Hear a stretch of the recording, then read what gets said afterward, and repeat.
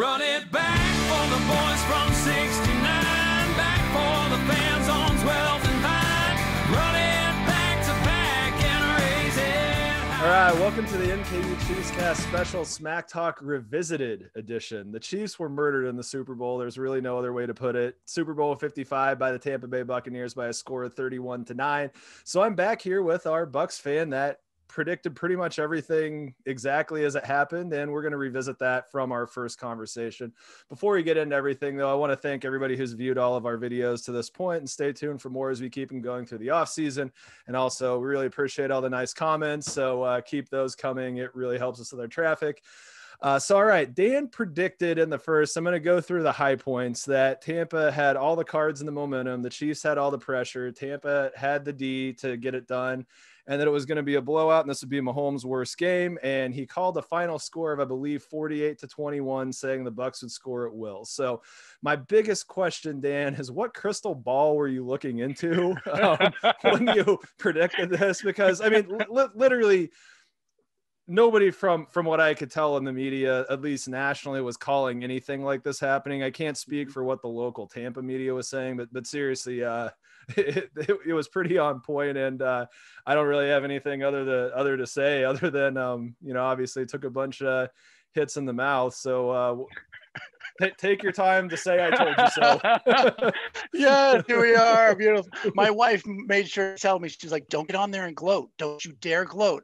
You got one right. I don't know. Why would you do anything other than get on there and gloat? Well, as you see, I as my new background here, I got to say the game itself to me seemed not predictable, but the writing was on the wall. Like, you guys barely got through Cleveland. You barely got through Buffalo. You were limping into the Super Bowl. You had a decimated offensive line.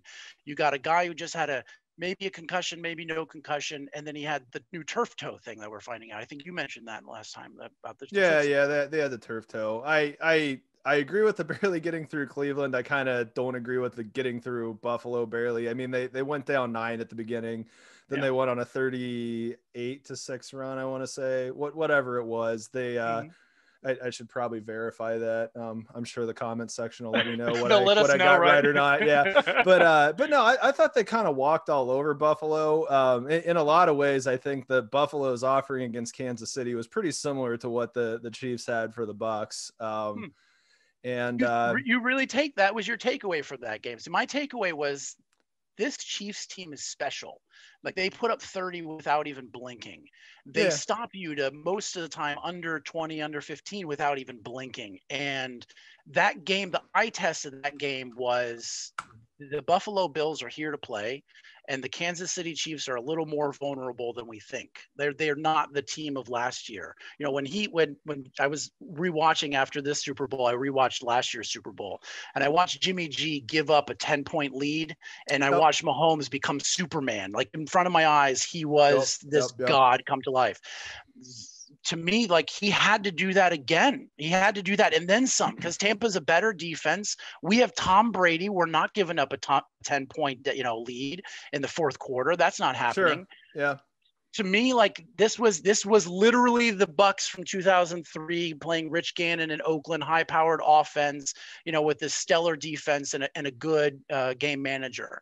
And I think I don't know about you, but I feel like this could be a true run. Like, we're going to see this next year. Is this a potential repeat, three-peat, four-peat? Are we going to be in this dance every year? Yeah, you're thinking Cavs Warriors, who are just going to play each other every year, and the rest of the league is going to get ticked. I mean, at this point, I honestly don't see a reason to argue against that. I mean, I was looking back about my comments, and the one thing that I was really right about was that the Bucs D was going to be motivated. And I said that, Andy Reid was going to be up to the task, which, he wasn't. That he just wasn't. And I don't really know what to say other than he wasn't. The team wasn't prepared. I don't know if they went in cocky or what the deal was. Some of the comments that I saw in the national media this week that I thought were funny was the Chiefs didn't win anything past the coin toss. The only argument that I would make there, and the two kind of holes that I would poke in what was a pretty spot on, prediction at the beginning was I should have been right about the Bucks having 24 points, but Andy Reid had other ideas towards the end of the first half and decided to put you in a position to get another touchdown.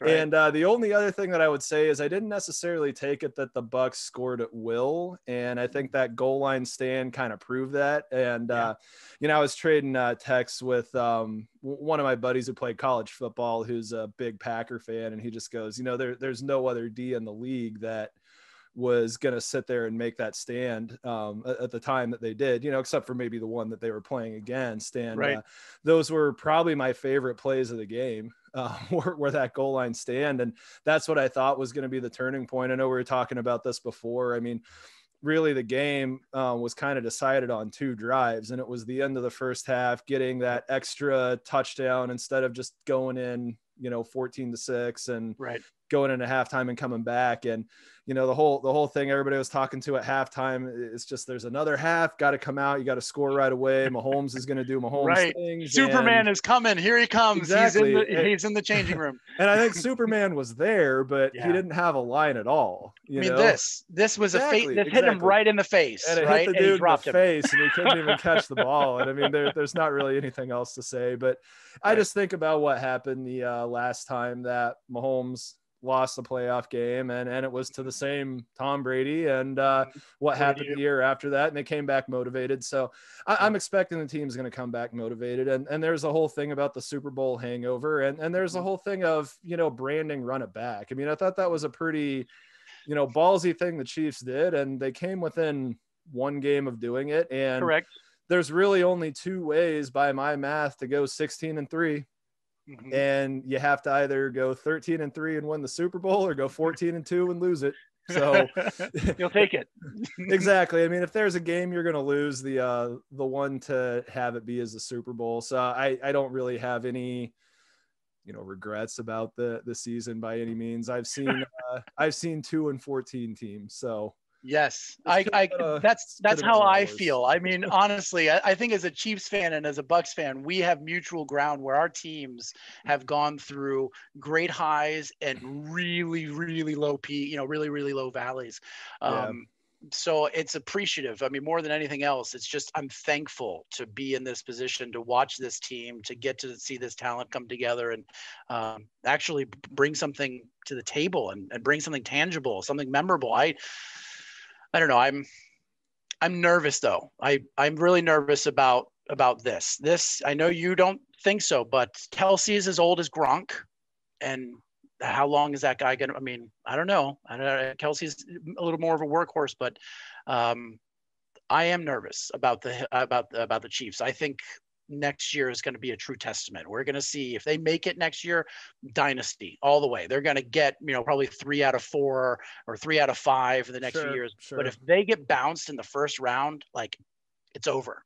That's it. You got your one, and it's Bucks all over again. And we go back to the drawing table. Because I was thinking about Andy Reid. And I was thinking about Andy Reid's success as a coach. You know, I grew up in Tampa, so I watched Philadelphia Eagles destroy us every single year, season and the playoffs when we were good. And it was the year that we made the Super Bowl one that we beat him.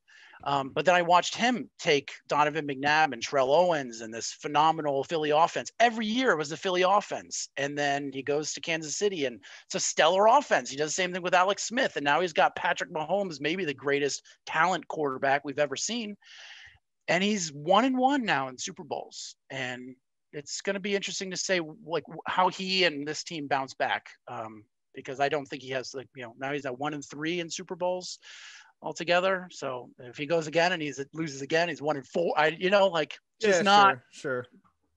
No, I mean, that definitely kind of takes any chance of making any kind of claim against Belichick off the table, and that's really probably what he has to be coaching for at this point. And who knows, he ends up losing another one, and maybe he goes somewhere. I don't know, maybe Eric Bieniemy stays in Kansas City and is the next head coach, because apparently nobody wants to have a good offense and hire that guy, which is another subject completely. I have no idea what's going on. No idea what's going on with that one. But speaking of coaches, you know, Todd Bowles was clearly the most prepared individual MVP in the entire thing. He totally had the plan. I remember seeing First Things First, which is Nick Wright's show, who pretty much had to do the same thing that I'm doing right now and just be like, yep, completely wrong about what that game was going to be. But his whole thing was, if you have a head coach that you're not 100% in on, do you think about bouncing that and going to Todd Bowles? I don't see any reason why you wouldn't, so I don't think Todd Bowles leaves. I think this is like Belichick and the Patriots. So you think he doesn't want to be a head coach again?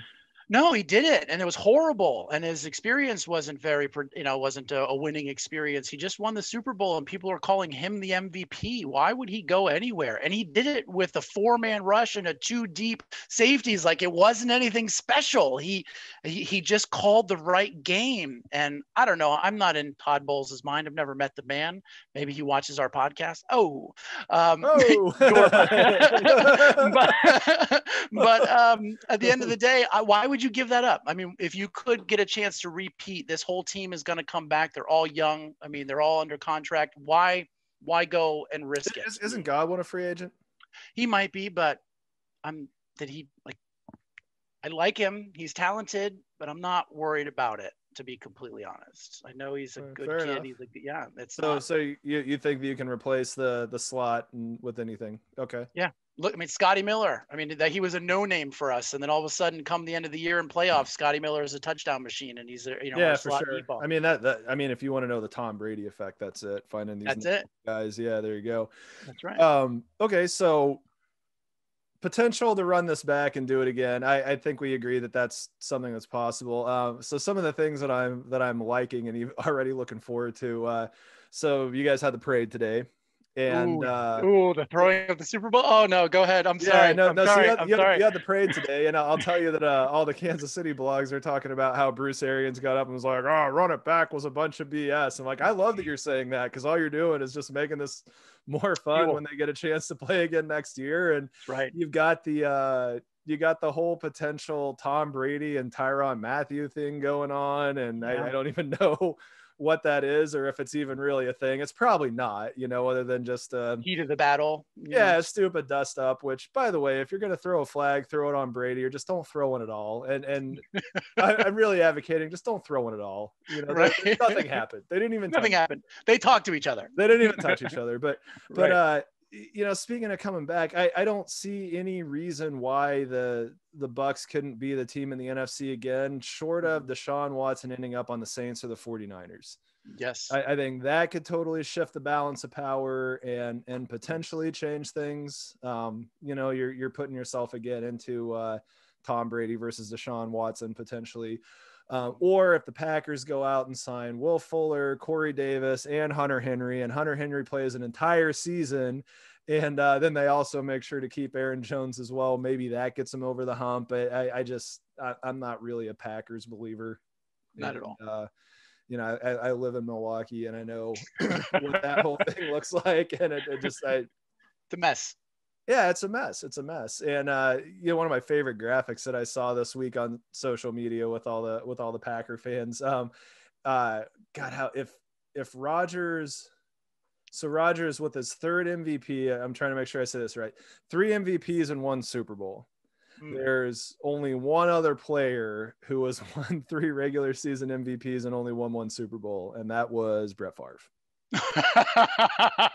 So twice the Packers have had a 3-time regular season MVP. Wow. And only managed to close the deal 1 time, which is kind of crazy to think about. And then it's even funnier when you think about, like, Trent Dilfer won a Super Bowl.